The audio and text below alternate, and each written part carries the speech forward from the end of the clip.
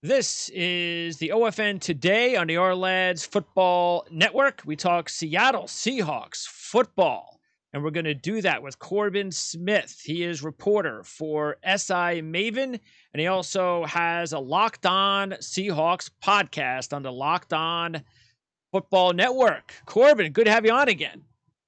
I'm excited to talk football. Hopefully, we can look forward to having a semi-normal looking training camp here in a few weeks. I know these first 6 days are going to be anything but normal. Yeah, that's right. It's crazy to even think that training camp is sort of like starting today. Is it really? I mean, I don't know. It's just even when we start seeing pictures of training camp, it's just still going to look a little unusual. But I can't wait, and let's just keep our fingers crossed that everything works out.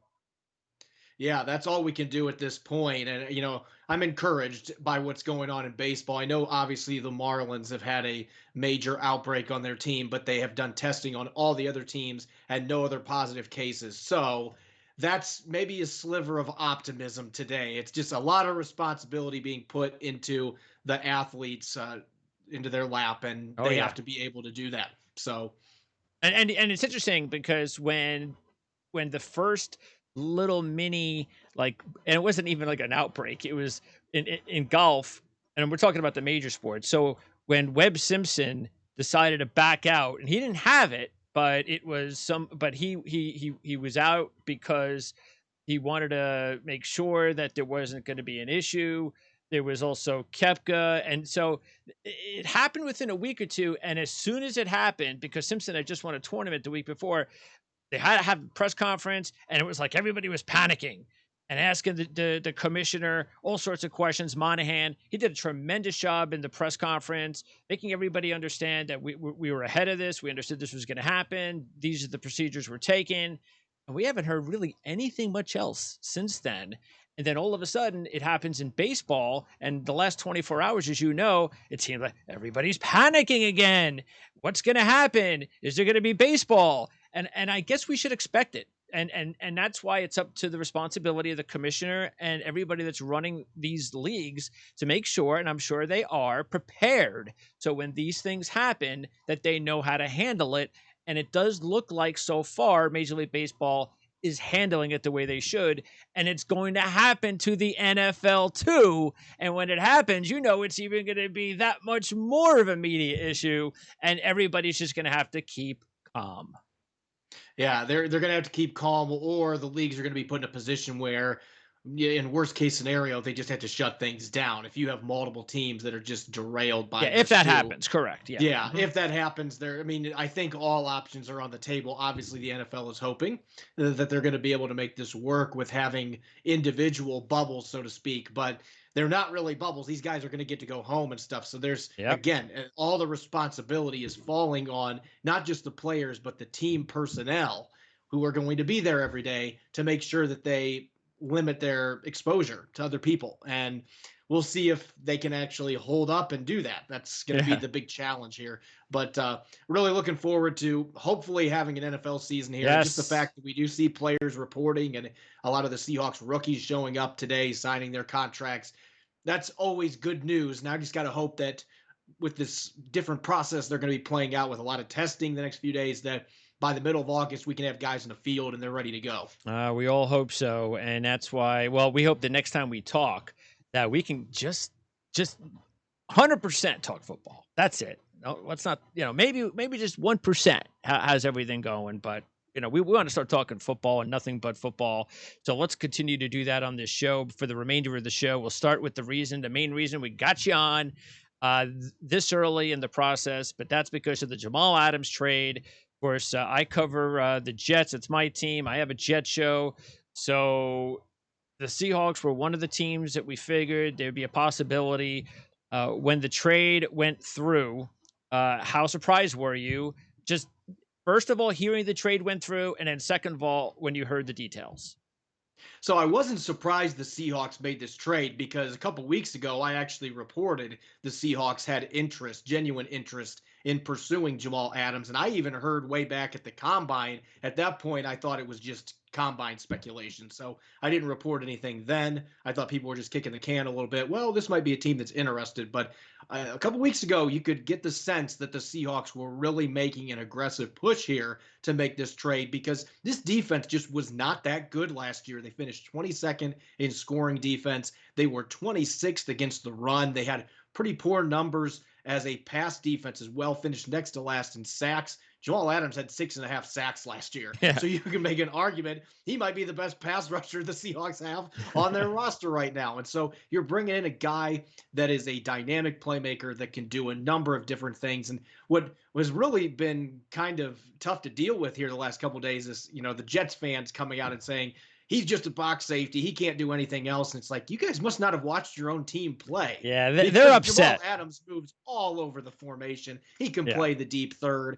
He's a box guy at his best, as far as I'm concerned. sure. But he can cover tight ends. You can move him all over the place. You can blitz him.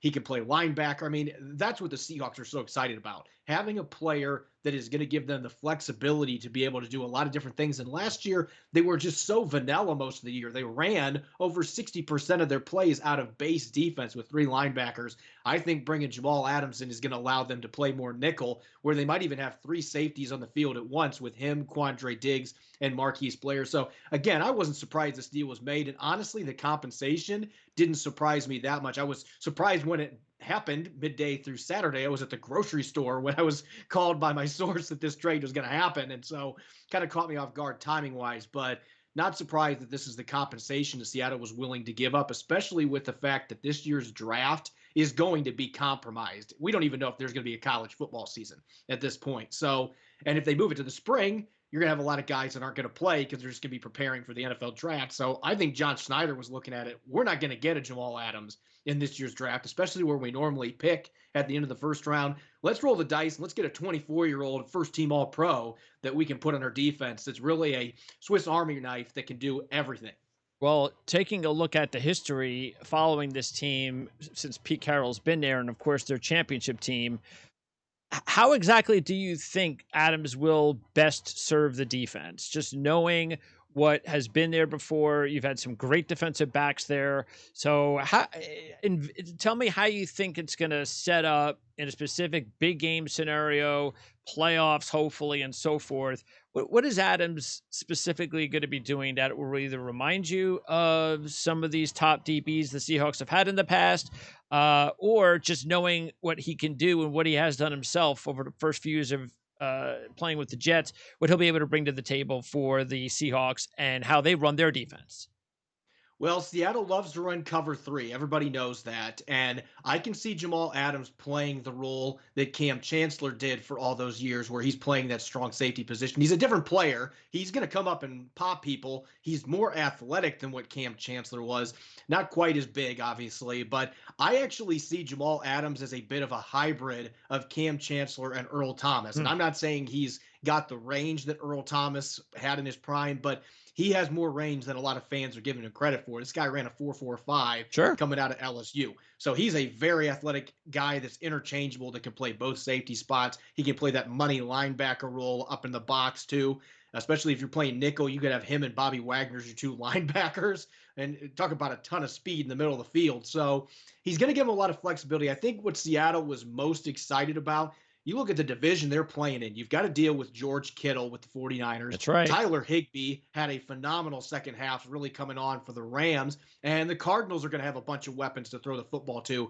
They needed to have a guy like Jamal Adams who could cover players like George Kittle and Tyler Higbee. And he's also athletic enough he can defend against slot receivers and running backs. And so I think from a coverage standpoint, it's going to allow the Seahawks to run that cover 3 scheme the way they want to. I think they're going to run more man, though, than we've seen in the past, especially because Trey Flowers probably going to be back in the starting lineup. And you look at the stats last year, he was better as a man coverage corner than in zone schemes. And so I could see them doing that with Jamal Adams being a player that is very adept at playing man, especially against tight ends. So I think they're going to use him that way. The big difference here, he's going to be a guy that I think Pete Carroll is going to be excited to bring on the blitz quite a bit. They Oh, are yeah. going to find ways to get him to the quarterback, get him into the backfield. He's a different type of weapon than what they've had Camp Chancellor had some of his own strengths that were better than Adams, but I think this is a guy that can come in immediately and be one of their 2 or 3 best defensive players. And you could make an argument they may have the best safety tandem in the NFC right now if you consider how well Quandre Diggs played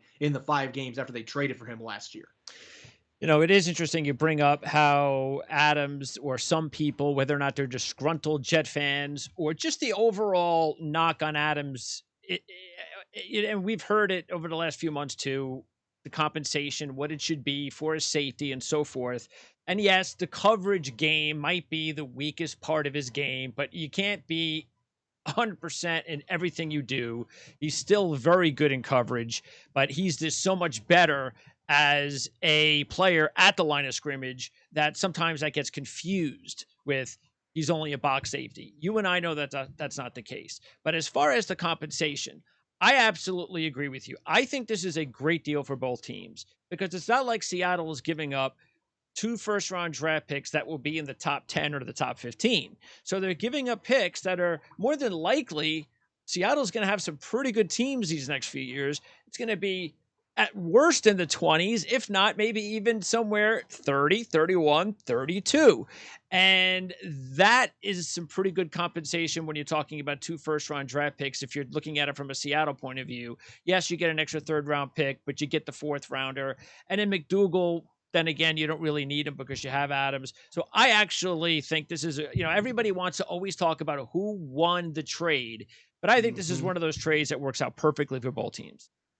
Yeah, and we're not going to know for a couple years. We got to see which players the Jets end up getting in the draft Sure. with those picks the Seahawks have. Right away, they're getting a player, though, that, as Pete Carroll mentioned yesterday, this is a player that we are not going to get where we normally draft at. They have not had a chance to draft a That's premier right. safety since Earl Thomas. So they can bring this guy in. And again, this is the type of weapon that Pete Carroll has not had for a few years, a player that he can just move all over the place. And it's gonna give him so much more flexibility with what they can do. I think you're gonna see more nickel, you're gonna see more dime packages, you're gonna be mixing things up. And I think when you're in a division where you're playing twice a year against the Arizona Cardinals now with their up tempo attack, you want to have players like that are basically positionless because it helps you being able to change things up formation wise without having to throw 3 or 4 new players in as subs. And so I think that that's going to be a major advantage to them as well. Really excited to see what this guy can bring in the field because if there's anything from his game that jumps out, it isn't even just the tackling and the speed, it's the enthusiasm that he Yes. plays with. I Yes. love watching. I mean, I've been watching film on this guy the last couple of days, Yep. and I obviously already knew what kind of player this guy was, but Hmm. just seeing how he flies all over the place, he's always looking to get into the play, always seems to be in the area where the ball carrier's at. That's the kind of guy Pete Carroll wants on his defense. And at times last year, it just didn't seem like they had enough guys like that. And so I think this is a great trade. I agree with you from both sides. The Jets obviously have to hit on those first-round picks. Hmm. Even if they hit on one of them, it's going to be a decent trade for them. And you're getting a safety in McDougal, who I think is one of the most underrated safeties in the NFL. He's not a all-pro caliber player, but he was a Pro Bowl alternate 2 years ago. He's a very good player that can play both safety spots, and I think he's got plenty of good football left in him. Is McDougal's best asset his coverage ability? Because doing the homework on our end with the Jets show in a limited time I had, it seemed like that was really his best asset. That's what he brought to the game, is his ability in coverage. Football IQ. That's the best thing that you're going to get from Bradley McDougal. He was a 4.7 guy coming out of Kansas. That's why he went undrafted. So he's not going to blow you away with his athleticism, but he's a very sound tackler. He's going to make plays in space. He'll get into the backfield occasionally. You can blitz him once in a while. He has started games at both safety positions. So again, he checks off the interchangeability aspect. You can move him all over the formation. He's a guy that, he's played a leadership role for Seattle secondary the last few years with a Hmm. lot of young players around him. And so he's going to have that going for him as well. The Jets have a lot of young guys in their That's right. secondary. He can play that glue guy role once again. And he's very comfortable in that role, can play either safety spot. So again, this is a pretty good addition for the Jets, considering all things. I was told McDougal and the fourth-round pick were the last two add-ons to finalize the deal, and it was basically the 2 firsts and a third for Adams, and they threw that in there. The Jets get themselves a seasoned, experienced veteran that can play both spots and is an outstanding character guy as well. Okay, now as far as the contract, we know he's not going to get re-signed this year, but next year especially with how much Seattle invested in acquiring Adams, you'd have to believe that there's no way they're going to let him walk, that they're going to find a way No. to lock him up no matter how much it takes long term. How does that work into the Seattle's cap situation moving forward? So the Seahawks actually are in pretty good shape financially, even if we have the big pitfall from not having fans in the stands this year. They are in better shape than a lot of teams. They don't have a lot of guys under contract going into 2021, and so that's going to give them some flexibility. I know that the reports are out there that the Seahawks, Adams going to play this year out on his rookie deal. I still would not be surprised though if John Schneider and company tries to negotiate an extension more quickly rather than wait. I don't think they want to end up in a position where they're going into the 2021 season and nothing has happened yet. So I'm not saying they're going to make an agreement here the next 3 days. I don't think it's going to be anything that quick, but I would anticipate there's going to be some discussions there because, as you mentioned, you're not giving up 2 first-round picks for a guy that is going to end up being a 2-year rental. Yeah. That would make absolutely no sense. So they are absolutely going to keep him around. And Pete Carroll has proven in the past, he and John Schneider, they will pay elite talent in the secondary. They did it with Richard Sherman, Earl Thomas, Cam Chancellor.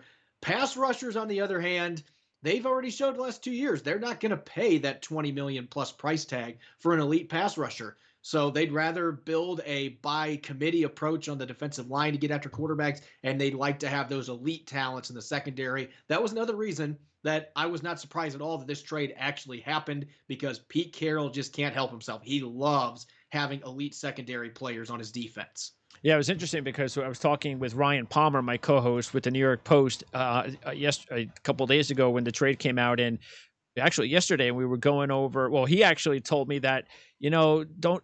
It's possible the Jets might use one of those draft picks in the first round to make a deal with Jacksonville for Ngakoue, and it makes a lot of sense too. So we'll find out what the Jets decide to do with whether that they hold on to those picks for players or to use it for another deal. And speaking of a defensive lineman like Ngakoue, is this it for Clowney? I know this was going to be a conversation we were going to have when we talked a few months ago. And now that Adams is in, is it less likely or just as likely that Clowney will or will not be here? So I still think it's really slim odds that Clowney's back in Seattle. They do now have some cap space to work with because they released a couple guys a few days ago. They released Brandon Jackson and Joey Hunt, who were on restricted free agent tenders. So they saved about $4.5 million cutting those two players. So they would still have to probably make another move or two to open up some cap space. They have a few other restricted free agents they could cut to open up some room if they wanted to try to make one last run at Clowney. It is funny because I was tweeting about this after the Adams trade was announced, that does this improve the chances of swaying Clowney? And several Seahawk players liked it. So I'm sure they're trying to do some recruiting behind the scenes. That being said, we have all these players that are opting out right now for the season. What if a premier pass rusher opts out for a team and now that guy's contract for this year is off the books Good because it point. tolls till next year? Suddenly Clowney's sitting there Yeah. waiting patiently. He might get a bigger deal than what he's been getting. So Well, there the are some new Patriots already elements. now, I believe, what they've said that they've got about an addition. They got like $20 million in cap space now to spend. That'd be the worst nightmare for the rest of the league. Is all of a sudden Jay Clowney goes to the Patriots, but it could happen.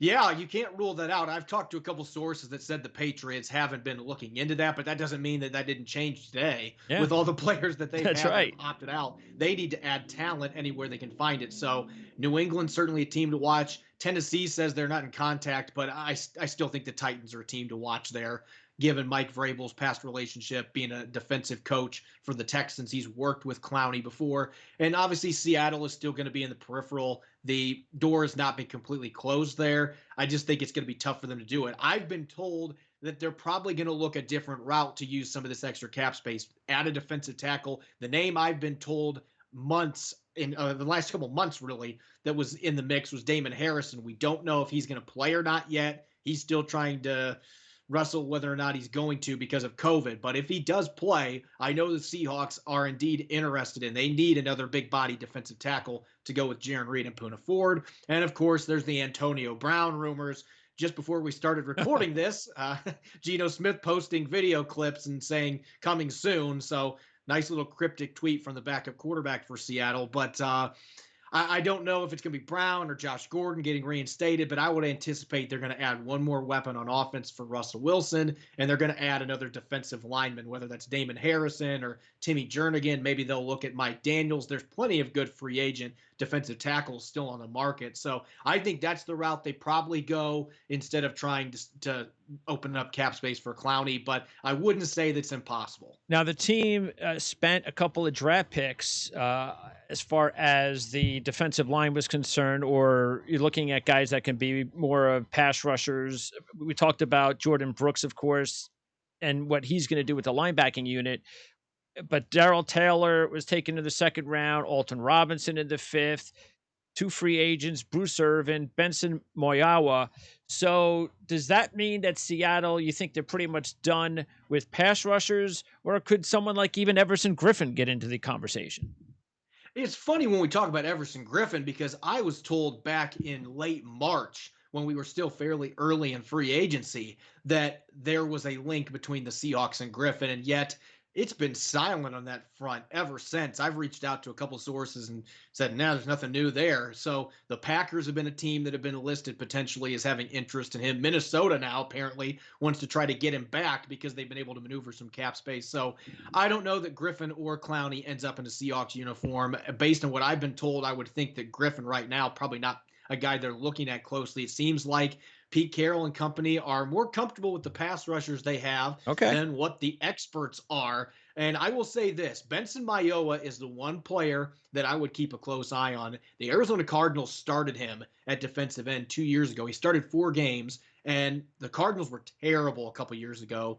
And he was one of the few players that really jumped out to me. He was good on run defense. He was getting consistent pressure. He did the same thing last year with the Raiders. He played less than 30% of their snaps, and he had 7 sacks. So one of the most efficient pass rushers. He had a really high pressure rate, too. So it wasn't just getting sacks. He was consistently finding his way into the backfield to hit quarterbacks. And so I look at him. He's 28. I think he's one of those guys that's a bit of a late bloomer. He was undrafted, started his career in Seattle, so he knows the scheme. I think he's your starter at the Leo position. If he's going to play more than 50% of the snaps, you could see a breakout season out of him. And I just look at what he did with the Cardinals 2 years ago. A lot of people say he's just a pass rusher. I think he's a very solid run defender that doesn't get enough credit there. And that's why the Cardinals coaching staff was gone after 1 year because they made stupid moves like putting him on the bench. And they ended up winning like 3 games that year, I think. So that means that just because there wasn't like they had a bonanza of free agent signings, that he's your top free agent. And at least that's the way it sounds because you would have. Well, Quentin Dunbar was supposed to be their top addition, Yeah, but yeah. I was going to we get all know into what that, but yeah, that we can talk about that now. And how what I mean, they understand, and I would have to think that over the last couple of months they knew that this was going to happen, and he's probably not even going to be available this year. Yeah, it's a really tough situation. I know that he and his representatives, his new representatives, his former attorneys left the case a couple weeks ago with the bribery report that came out. But I know that his new representation is working on an appeal to try to get him off the commissioner's exempt list. From what I've been told, the chances of that actually working out in his favor, though, are pretty slim. And it's just the whole situation was crazy because we Seattle reporters actually talked to Quentin Dunbar the morning that the arrest warrant ended up being issued. Wow. Talked to us that morning on a Zoom press conference. And so it was kind of that introducing to the media thing. And obviously, none of us knew about this situation that was looming. And we had a great discussion with him. He had some really thoughtful answers on the questions that we asked him. And it was like, this is a really good player that they just added to the mix that is going to start right away. And then just a few hours later, the news breaks, and all of us were kind of stunned. And it's been basically going downhill ever since. And I just don't know that we're going to have any clarity on this situation anytime soon because of COVID. There are a bunch of bigger court cases in Florida that have been delayed because of the virus, and those are going to get first preference, not an armed robbery situation like what he's dealing with Sure. right now. And if that prolongs, the commissioner could keep him on the exempt list as long as he wants. So I think 2020 is looking pretty bleak. The Seahawks are going to stand by him for now, but it's a very difficult situation. Again, I would expect Trey Flowers, who has been the starter the last 2 years, I'd expect he's back in there with Shaquille Griffin in that secondary. Okay, so that's just a loss at this point in time. There hasn't been a You gave up player. a fifth round pick for him. That's where it Yeah. stands. And there isn't no other move since then to hope to get something out of that position now that Dunbar's gone. That's just a loss right now. Yeah, they haven't made any additions. Maybe they'll look at some veterans that are still in the market, but not a lot of appealing names. I think the Seahawks are comfortable with what they have. And Okay. Trey Flowers made some strides last year. The problem is that he had a really rough performance in the two playoff games. And his biggest problem is he gets into panic mode and he ends up getting grabby. If he can get over that, he's always in good position to make plays. And he did pick off 3 passes last year after having 0 his rookie season. And it's worth noting he was a safety in college. He still only has 2 years at the No, that's cornerback true. position. That's So true. year 3 could be a big jump for him, especially if the team was trying to replace him in the lineup. That's motivation for this kid to come in and just take another step forward. So it could end up working out in Seattle's favor. But I know that the Seahawks were very excited to have Quentin Dunbar in the secondary, to be able to get him for just a fifth round pick. And now not being able to have him in the secondary is a major blow to a defense that obviously is going to be better with Jamal Adams. But that secondary with Dunbar, Griffin, Diggs, and Adams, that would have been a very good 4 player secondary for Seattle. Is there a hope that Amadi can have a breakout year? It happens. He was a rookie, fourth round pick last year. Can he step up and get some, a good amount of snaps? I don't know whether he fits best as a slot corner. Well, I think he's your starter as the slot corner Okay. from day one. They didn't really bring in any competition in free agency or the draft. They did bring back Lyndon Stevens, who Pete Carroll name dropped as somebody that'll compete at the position. But it is Amadi's spot to lose. He showed a lot of promise late in the season last year at the position, Yep. got beat a few times in the playoffs, but he's already made it clear in a couple of interviews that I've watched that he's using that as motivation. He expects to be more seasoned to that position. This is a guy that at Oregon basically played all the corner and safety spots. So he's another very versatile, very high IQ player that also worked some at safety for Seattle last season. So he's already learned 2 positions for the Seahawks. He's the guy I think is probably your slot corner. Maybe they will bring Quandre Diggs down there occasionally if they bring Marquise Blair into the lineup. You could have some 3 safety looks as well. Okay, we only got about 2 to 3 minutes left. So the draft, out of the players who were drafted, who do you have your eye on the most? And again, with no training camp, with no rookie mini camp, it's going to be very difficult for these rookies to make a dent. And I also know it's going to be difficult for analysts like you to figure out who's going to be able to make a dent because we haven't even had camp yet. But just from what you've known or heard over the last few months, or just basically, of course, after the draft itself, which rookies do you think might be impactful players this year? Well, I would have said Colby Parkinson, but then he had foot surgery last month, and who knows when he's going to be back from that Jones fracture. He might start the season on the pup list. So I can't say Parkinson right now. He's a player that's very excited about with his size Yep. and his soft hands, but Hmm. down the road, still a guy that can make an impact. But right now, it's got to be those first 3 picks. I think even without the offseason workouts, without OTAs, without mini camps, you got to believe players like Jordan Brooks, Daryl Taylor, and Damian Lewis, who all were multi-year starters playing in big conferences, that they're not going to be phased by jumping to the NFL. Those guys are all going to be ready to compete, and they have opportunities at playing time. Jordan Brooks could easily enter the starting lineup at either the weak side or strong side linebacker, depending what they decide to do with KJ Wright at this stage of his career. There's been talk maybe he plays that Sam linebacker spot. So Okay. there's a great chance for him to get on the field immediately. And then defensive end, I mentioned Mayoa, but after him, you've got Bruce Irvin. How much linebacker is he going to end up playing? Is he going to just be rushing off the edge? There's still some things that have to be sorted out there, but there's still an opportunity for Daryl Taylor right away. If he's able to have a strong training camp, he's going to get his snaps at that position right away. There's a reason they traded up with the Jets, ironically, to go get him in April. So I think there's a chance for him to contribute. And then the right guard position, the number one guy that I thought maybe had a chance to compete with Damian Lewis for a starting spot. I thought Chance Warmack was going to be a wild card for this team. He opted out of the season yesterday And so I think that position is all Damian Lewis now at right guard, coming out of LSU, a big mauling run blocker that really fits their system well. I think he's the guy on day one. So really all three of those players could still have a chance to make a major impact right away, even with this dire situation of having no offseason workouts. Okay, now our lads has, and I can understand why because we haven't had camp yet. Irvin as the starting Leo. You believe Mayo is going to be the starting Leo?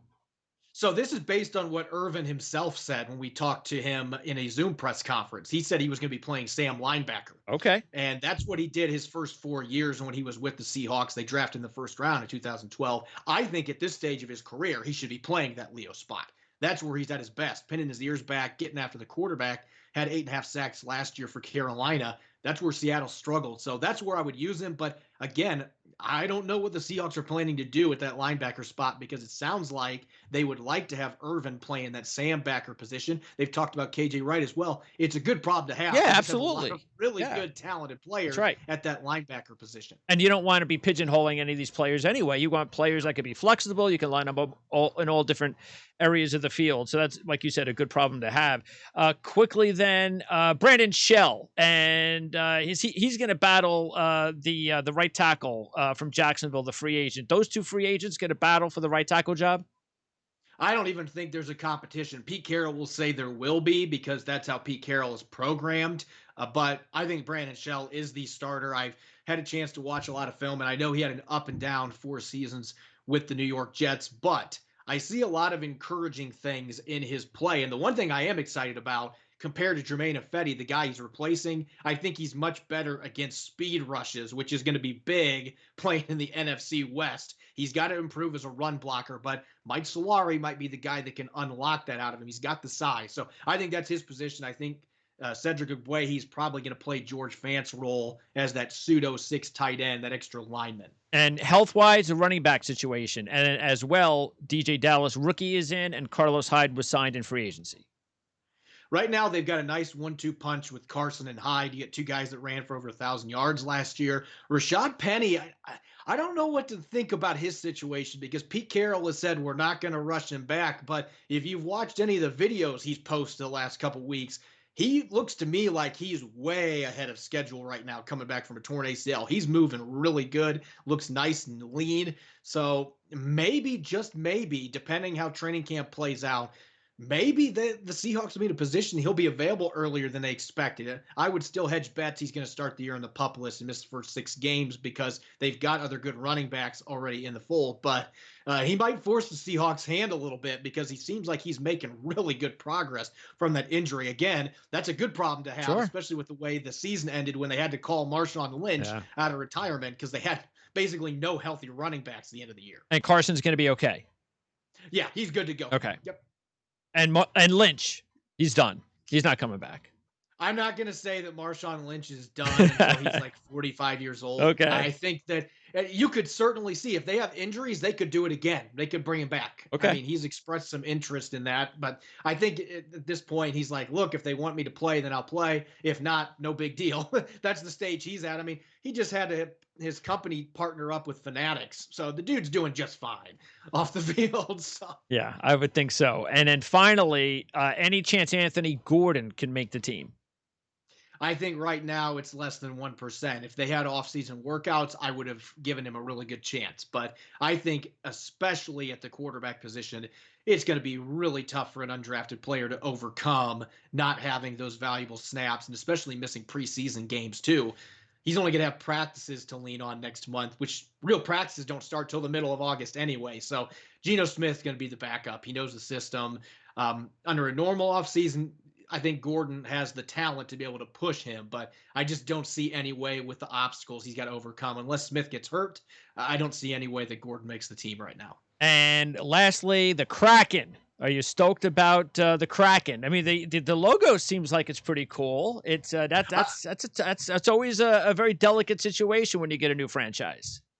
Hockey is one of my 3 favorite sports, but I've never had a favorite team. And so having the Kraken come to town, I'm excited that they didn't go with something generic. I thought they might bring back the Seattle Metropolitans for the Oh, historical jeez. aspect, and I was See? totally against that. And then there was talk about steelheads, anything salmon related. I'm like, I can't think of anything more intimidating than having a salmon on your uniform. So I really like what they did. It still Yes. pays homage to the area, even though it's a fictional sea creature. I think it sounds cool. I really like it. I love the secondary logo that is an anchor that also has Yes, I've seen that. it. Yeah, it's awesome. It's fantastic. So the two things I bought have the alternate logo. So I'm really excited about the hockey team coming in, and I know it'll do well because Seattle takes care of its sports teams. The fact they still haven't got an NBA team back is a disgrace. I mean, we're one of the best markets for sports teams in general. So the NHL will do very well once the team gets here. All right, Corbin, I appreciate it. Great job. And hopefully we'll get a chance to talk again before the season begins because a lot can happen between now and then. And let's hope there are no interruptions. So great job as always, Corbin. And enjoy watching some football. When are you getting out there, by the way? So, well, with the way things are set up right now, I'm not even sure when media is going to have first access because they're going to be doing strength and conditioning Yep. for 8 days now. So, we're probably looking mid August until reporters may get their first look at whatever the training camp practices end up looking like. It's going to Okay. be much different Oh, yeah. than a normal year. A lot of smaller groups, activities. Who knows how much scrimmaging they're going to do? They're still trying to figure all that stuff out. But I would think mid August is probably when you're going to start getting some perspective from reporters if everything runs smoothly as planned. Let's hope it does. And then, of course, we'll follow you not only, of course, on SI Maven covering the Seahawks, but also your podcast. When is that available? Every single day of the week, Wow, Locked you On busy man. Seahawks. We do 5 shows a week. Yep, we're a daily podcast. So Why we'll have a new not? one dropping today, and we talked extensively about Jamal Adams yesterday. So a lot of fun stuff to talk about. Now let's just hope everything runs as Yes. planned. Corbin, thank you. We'll talk to you soon. Thanks for having me.